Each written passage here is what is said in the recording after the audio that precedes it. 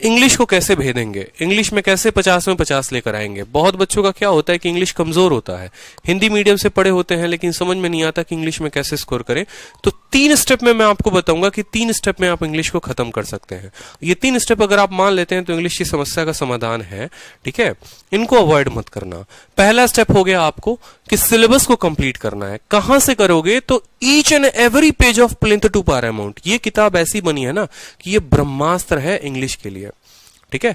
इस किताब को पढ़ लिया तो इंग्लिश का पूरा सारा रोग खत्म, सारी किताबें खत्म।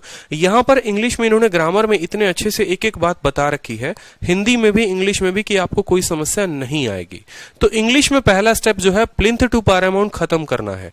कैसे उसके साथ सेकंड स्टेप को मर्ज करेंगे वो देखो। जैसे आपने यहां पर नाउन पढ़ा, नाउन आपने खुद से पढ़ा, अब नाउन पढ़ने के बाद उसके क्वेश्चन लगाओ उस किताब से, और दूसरा मिरर ऑफ कॉमन एरर की किताब से। मिरर ऑफ कॉमन एरर एक किताब आती है जहां पर आपको चैप्टर वाइज दे रखा है कि नाउन के 50 सवाल, प्रोनाउन के 50 सवाल, एडजेक्टिव के 50 सवाल, एडवर्ब के। तो मैंने जो पढ़ाई किया था वो मैंने ऐसे ही किया था कि पहले मैं इनकी किताब पढ़ता था, ग्रामर के सारे पॉइंट्स लिखता था कॉपी में, और उसके बाद जो है मैंने यहां पर मिरर ऑफ कॉमन एरर से क्वेश्चन लगाए। 2 स्टेप में होगा क्या कि एक टाइम पर आपका इस किताब के थ्रू पूरा का पूरा कवर हो जाएगा ग्रामर, ठीक है। और इस किताब में आपको क्लोजिस्ट भी दे रखा है, पीक्यूआरएस भी दे रखा है, ईडियम्स भी दे रखे हैं, वोकैबुलरी कंप्लीट दे रखा है। तो जो एक बच्चा है जो बेसिक से तैयारी करना चाहता है वो यहाँ की पूरी वोकैब याद कर ले। रटना है रट लो, ट्रिक बनाकर याद करना है कर लो, जैसे करना है। तो ये अपने आप में एक सेल्फ सफिशिएंट बुक है जहां वोकैब भी हो जाएगा और जहां ग्रामर भी हो जाएगा, ठीक है। तो ग्रामर के लिए आपको काम ये करना है कि ग्रामर में आपको इनकी किताब पढ़नी है और यहां से लगाना है। वोकैब में आपको काम ये करना है कि इनकी किताब से डेली एक पन्ना उठाना है और उस पन्ने को खत्म करना है, ठीक है। और तीसरा स्टेप आता है आपका प्रैक्टिस का, कि प्रैक्टिस कैसे करोगे। तो देखो प्रैक्टिस के लिए 2 चीजें इंपॉर्टेंट है। जब आपका ये सिलेबस खत्म हो जाएगा ना, तो मैंने एक वीडियो बनाई थी और आप जाकर मेरी प्लेलिस्ट में देखोगे कि ये 4 एप्लीकेशन जिससे मेरे काफी मार्क्स बढ़े, या ये एप्लीकेशन जिससे मेरे मार्क्स बढ़े, उसमें मैंने इंग्लिश का एक बहुत ही बेहतरीन ऐप बताया है।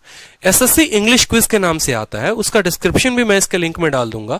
उस एप्लीकेशन का फायदा ये, वो उसमें जितनी चीजें दी होंगी ना, आप उनको जाकर प्रैक्टिस करना। आज तक जितने बच्चों को सजेस्ट किया, कभी किसी से नेगेटिव रिव्यू नहीं आया। वो एप्लीकेशन मेरा नहीं है, किसी का भी है, मुझे नहीं पता। उसमें क्या है कि स्पॉट द एरर, ठीक है, फिर उसके बाद फिलर, उसके बाद सेंटेंस इंप्रूवमेंट, उसके बाद पीक्यूआरएस, फिर वोकैब ऑप्शन के साथ दिए हुए हैं। तो फायदा ये होता है कि आप खा रहे हैं, पी रहे हैं, सो रहे हैं, जग रहे हैं, कहीं पर भी हैं, आप फोन निकालेंगे और तुरंत इंग्लिश का जो है वहां पर क्विज देना शुरू कर देंगे। तो आपको 4 ऑप्शंस के साथ मिलेंगे। तो एग्जाम में जो फियर होता है, यहां पर वोकैब याद करते हो, वहां जाते हो 4 ऑप्शन के साथ मिल जाता है, वहां कंफ्यूजन बढ़ जाता है कि कौन सा सही है कौन सा गलत है।